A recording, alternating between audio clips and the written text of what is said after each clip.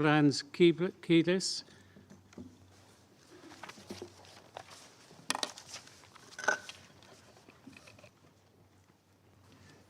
Mr. President, Excellencies, the humanitarian and human rights situation for Palestinian civilians across Gaza is catastrophic.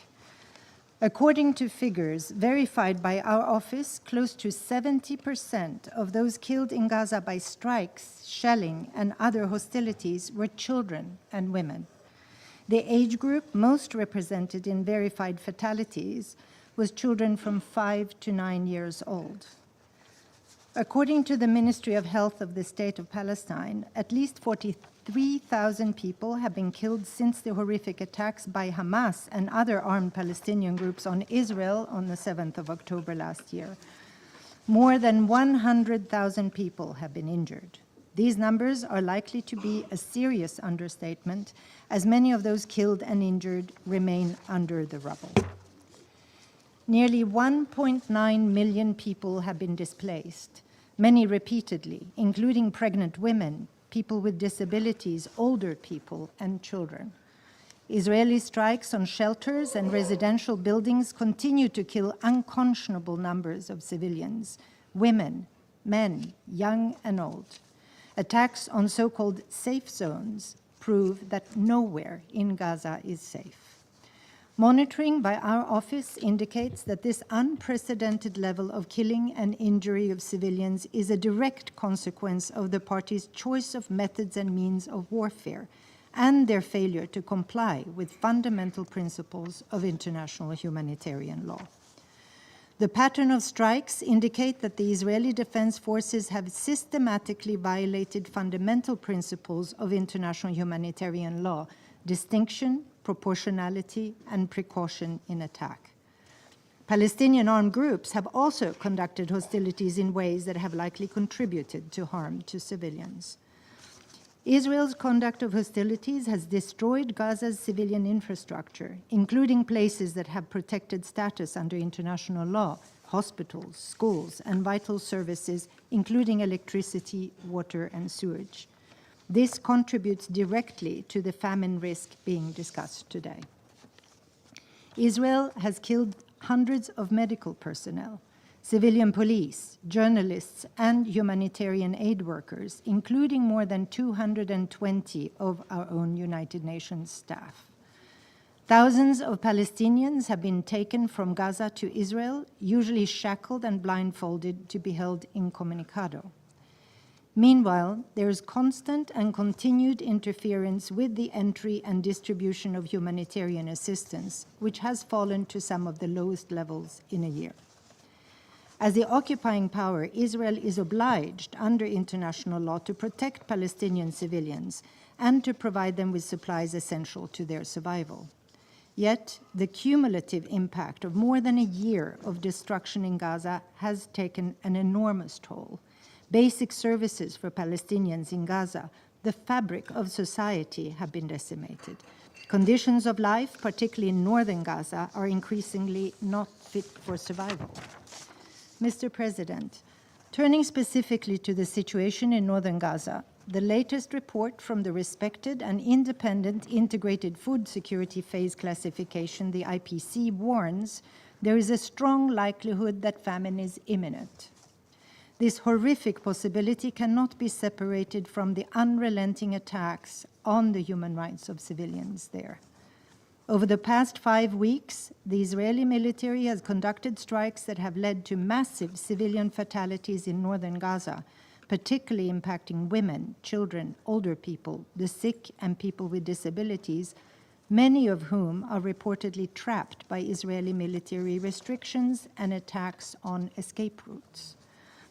The pattern and the frequency of these reported attacks suggest the systematic targeting of locations known or which should have been known as sheltering significant numbers of civilians, coupled with the continued use of weapons with wide area effects in populated areas.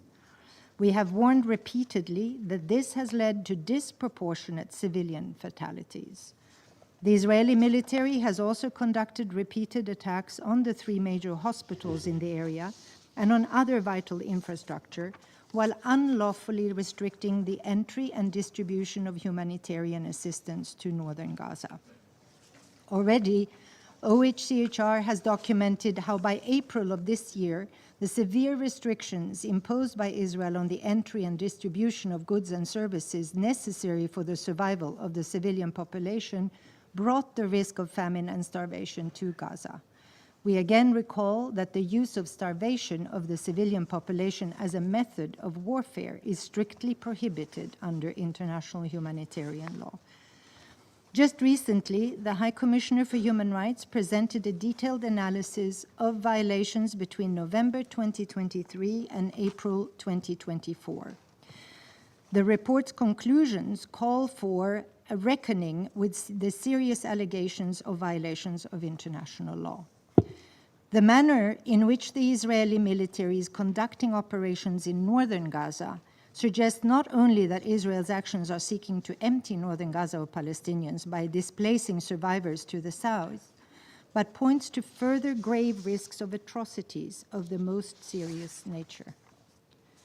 Palestinian armed groups must also comply with international humanitarian law, including refraining from deliberately co-locating military objectives with civilians and civilian infrastructure, and must take all feasible precautions to protect the civilian population under their control from the effects of attacks. But failure by Palestinian armed groups to comply with international humanitarian law does not remove or reduce the obligation of Israeli forces to comply. Mr. President, all states consistent with their obligations under international law must therefore assess arms sales or transfers and provisions of military, logistical, or financial support to a party to the conflict, with a view to ending such support if this risks serious violations of international law. As the High Commissioner has repeatedly said, the violence must stop immediately.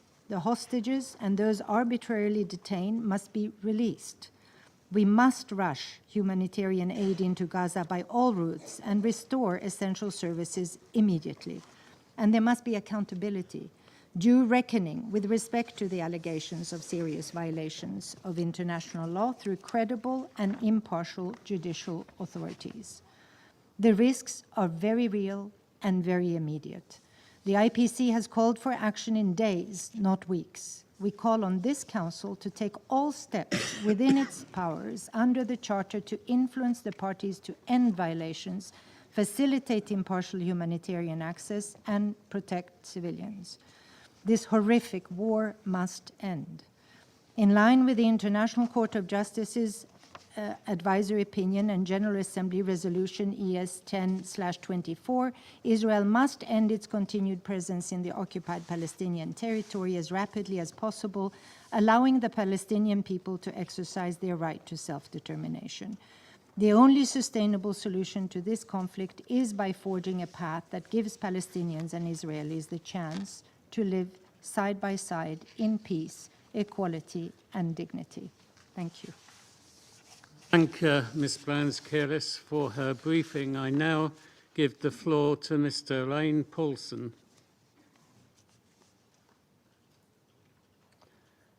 Mr. President,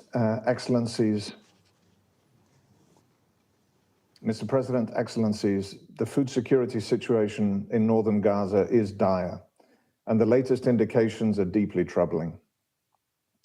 Already in October, nearly 133,000 people faced catastrophic food insecurity, and the integrated food security phase classification released on 17th of October warned that under a reasonable worst-case scenario, a risk of famine existed for the whole of the Gaza Strip between November 2024 and April 2025. It also projected the population classified in IPC Phase 5, that is catastrophe, would nearly triple in the coming months. As emphasized by ASG Kehris, there is nothing reasonable in what has unfolded in recent weeks.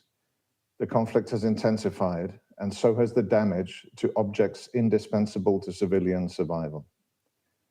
Last Friday, the Independent Famine Review Committee issued an alert following significant developments since the conclusion of the last IPC analysis. The Famine Review Committee has found a strong likelihood that famine is occurring or imminent in areas within the northern Gaza Strip. Men, women, boys, and girls are effectively starving as the conflict rages, with humanitarian organizations blocked from delivering assistance to those in need. Excellencies, agri-food systems have collapsed in the Gaza Strip. Local food production has been decimated. Recent geospatial analyses indicate that nearly 70% of the cropland, which has contributed up to 1/3 of daily consumption, has been damaged or destroyed since the escalation in hostilities started last year. Likewise, animal production has been devastated, with almost 95% of cattle and more than half of sheep and goat herds now dead. These animal losses have both removed access to critical and nutritious sources of protein and milk, as well as devastated people's livelihoods. The satellite images from recent geospatial assessments indicate that heavy vehicle tracks, razing, shelling, and other conflict-related pressures have damaged large areas of farmland, infrastructure, wells, and other productive infrastructure for agricultural activities in the Gaza Strip. Khan Yunis has the largest and most impacted cultivated area in terms of surface area, while North Gaza has the highest proportion of damage per governorate. It is important to highlight that prior to the 7th of October 2023, Gaza was largely self-sufficient in vegetables, eggs, fresh milk, poultry, and fish. Local agriculture also produced much of the red meat and fresh fruits consumed inside Gaza.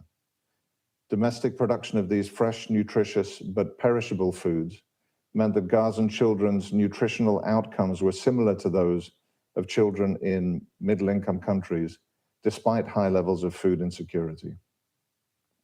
Local agriculture is first and foremost crucial for providing balanced nutrition for the entire population. It is also a source of income and provides a dignified life for those working in the agricultural and food production sector. A functioning local agri-food system is crucial to minimize the concerning levels of acute food insecurity and malnutrition across the Gaza Strip. The significant levels of damage to agri-food systems are exacerbating the humanitarian and hunger crisis on the ground and increasing the risk of famine. Food supply across the entire Gaza Strip has sharply deteriorated, while food availability is at an all-time low. Excellencies, when people cannot produce or access food, they will suffer increasingly extreme levels of acute malnutrition. People in Gaza have been experiencing this for more than a year. This is the 5th time that the Famine Review Committee has met in 1 year, a first in the history of the IPC classification, on the situation in the Gaza Strip. We can and must save lives. This is a humanitarian imperative, and it is our moral responsibility. People urgently need food, water, medical aid, and other essential humanitarian assistance. By the time famine has been declared, people are already dying of hunger, with irreversible consequences that can last generations. The window of opportunity to deliver this assistance is now, today, not tomorrow. Alongside food assistance, agricultural aid is vitally needed to restore availability of highly nutritious food, prevent the sector's total collapse, preserve remaining agricultural livelihoods, and curb acute hunger and malnutrition.